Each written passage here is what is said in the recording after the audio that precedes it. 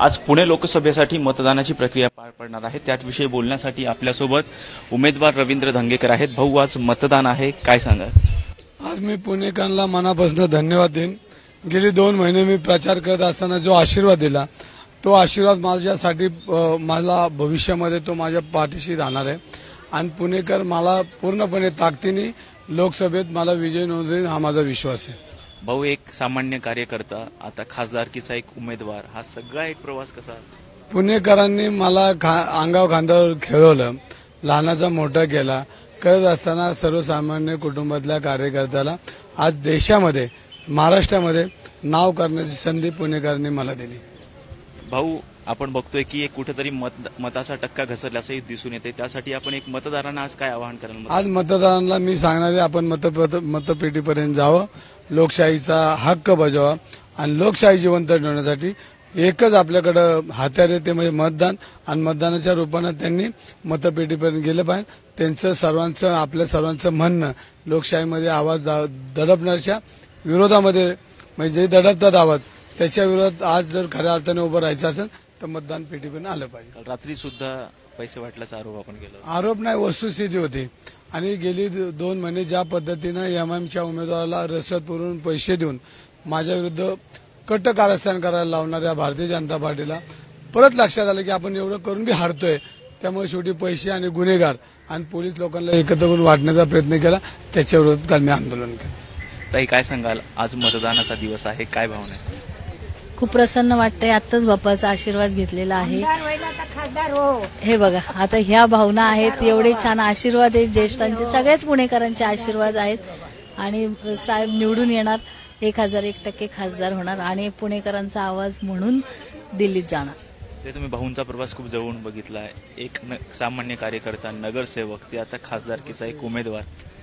हो, मी गेली 28 वर्ष आहे। पहिल्या निवडणुकीत मी नव्हते भाऊंच्या, पण नंतरच्या ही 10वी निवडणूक आहे। मी प्रत्येक निवडणुकीत बरोबर आहे आणि कष्टदायी आहे पण सुखदायी पण आहे तो प्रवास, कारण प्रत्येक वेळी पुणेकरांनी साथ दिलेली आहे आणि ह्यावेळेसही साथ देतील आणि विजयी आपलाच होणार आहे। ते मतदानाचा टक्का कुठेतरी घसरतोय, आपण पहिल्या 3 टप्प्यांमध्ये बघितला, 4थ्या टप्प्याचं मतदान आहे। एक मतदारांना तुम्ही काय आवाहन कराल? मतदारांना हेच आवाहन करेल की तुम्ही मोठ्या प्रमाणात बाहेर पडा। हुकुमशाही विरुद्ध लोकशाहीची ही निवडणूक आहे, त्यामुळे आपल्याला लोकशाहीला जिवंत ठेवायचं असल्यामुळे तुम्ही नक्की बाहेर पडा। आज पावसाचं वातावरण दिसतंय, तर जेवढं लवकरात लवकर होईल तेवढ्या लवकरात लवकर सगळे मतदारांनी मतदान करून घ्यावं, हे मी लोकांना सांगेन। आपण बघतोय की आता मतदानाची प्रक्रियेला सुरुवातही झालेली आहे आणि मतदानासाठी आता रवींद्र धंगेकर जात आहेत। व्हिडिओ जर्नलिस्ट पियुष येरवडेकरसह राजरत्न जोंधळे, टॉप न्यूज मराठी, पुणे।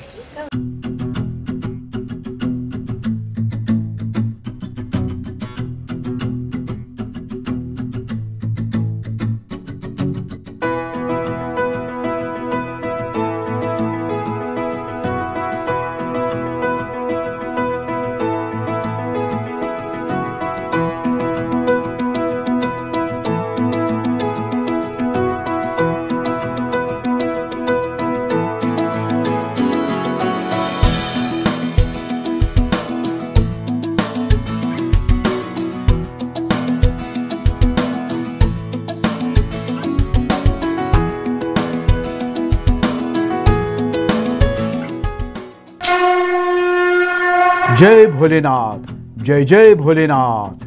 गुरुकृपा ट्रॅव्हल्सची सुनियोजित टूर, उत्तराखंड 4 धाम दर्शन यात्रा, पुणे ते दिल्ली, दिल्ली ते 4 धाम आणि दिल्ली ते पुणे। प्रवास भाडे प्रत्येकी फक्त 38,500 रुपये।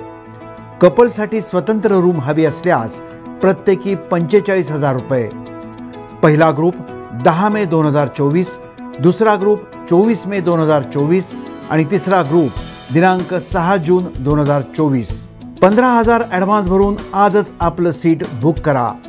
अधिक माहितीसाठी संपर्क साधा गुरुकृपा ट्रॅव्हल्स, गजानन महाराज खेडेकर, 9422025024, 9923716262, 9423525427 आणि शुभम गजानन खेडेकर 8996620004। त्वरा करा, आजच आपलं सीट बुक करा। जय भोलेनाथ। जय जय Bholenath. Come on guys, hurry up. यार सुन ना, एक ब्रेक ले लेते हैं। Guys I am telling you, तुम लोगों को सही से ट्रैकिंग नहीं आता, but that's okay, you can learn. रोज का ढक्कन देना। ये रेड वाला है, सही वाला देना।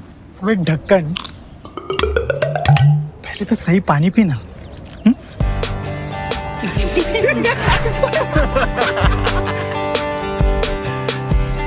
Manikchand Oxyrich, proudly Indian.